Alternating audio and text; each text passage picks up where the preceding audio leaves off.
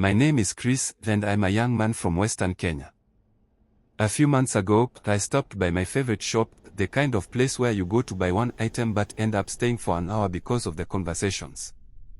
The shopkeeper and his wife have known me for years, so we usually talk about everything: business, football, politics, and sometimes relationships. That day, I shared one of the most painful chapters of my life. I almost married a lady from Nari, I told them.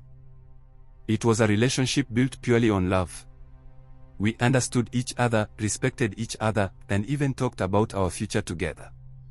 But as our relationship became serious, traditions, family opinions, and long-held beliefs slowly found their way into it.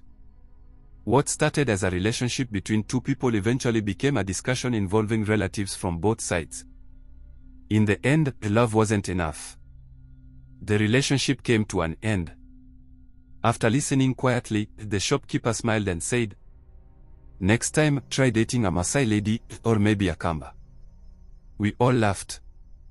Trying to lighten the mood, I jokingly imitated how some Kikuyu people speak and said, "Maybe I'll just find a wife from Kiambu." The laughter stopped. The shopkeeper looked at his wife. His wife looked back at him. Then almost at the same time they both said, "Be careful." I smiled, thinking they were joking. The shopkeeper leaned forward. For a second, I didn't know whether to laugh or ask more questions. What was so special about Kiambu that made people react like that? That conversation stayed with me for weeks. The more I asked people, the more stories I heard. Some said Kiambu ladies only love successful men. Others claimed they are extremely clever and always have the upper hand in relationships. Some warned me never to rush into marriage. Others simply laughed and said, "Just be careful." But nobody could explain where those beliefs actually came from. So I kept asking. One day, an elderly man shared something interesting.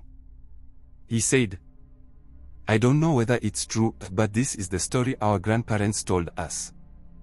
According to that old story, many generations ago, before modern Kenya and before Nairobi became the capital city, today's Kiambu County was considered a frontier area where communities such as the Kikuyu, Maasai, and Kamba interacted. People traded, moved around, and settled in different places. The elders believed that from time to time, some individuals who found it difficult to fit into their home villages, perhaps because they were always involved in disagreements, wanted to leave behind their past, or simply wanted a fresh beginning, would move away and settle in new areas. Over many generations, these stories continued to be told around family gatherings and evening fires. Whether that story is historically true or simply oral tradition, nobody could tell me with certainty. But one thing is clear. The story survived. As years passed, every difficult relationship involving someone from Kiambu seemed to strengthen the stereotype. Didn't we warn you? If a marriage ended badly, it must be a Kiambu lady. If someone was heartbroken, you should have listened. Slowly, rumors became beliefs. Beliefs became warnings. Warnings became stereotypes. The interesting part is that many of the people repeating these stories had never actually dated someone from Kiambu. They were simply repeating what they had heard from parents, grandparents, neighbors, and friends. Then I started visiting Kiambu more often. What I found surprised me. Busy shopping centers.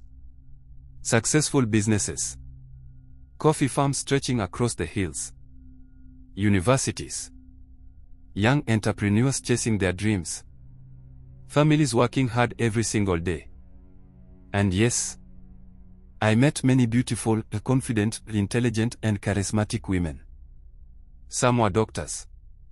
Some were teachers. Some were entrepreneurs. Others were students simply trying to build better lives for themselves. That made me stop and think.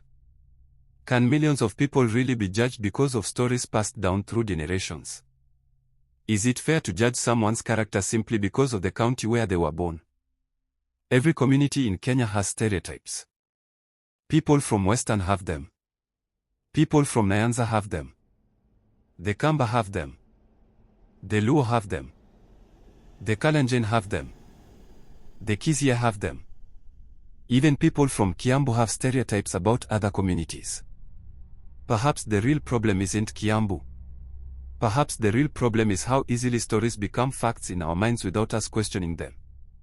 Looking back at that conversation in the shop, I now understand why the shopkeeper warned me. He wasn't speaking from facts.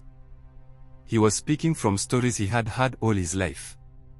Stories that had become part of his reality. But I also realized something even more important. A person's character is not determined by their county. Love is not determined by your surname. Respect is not determined by your tribe. And trust should never be built or destroyed because of a stereotype. So if you're looking for a life partner, don't choose or reject someone because of where they come from. Get to know them. Understand their values. Watch their actions. Character will always tell you more than geography ever will. Maybe that's the lesson we should pass on to the next generation. Not fear. Not stereotypes. But wisdom. What do you think?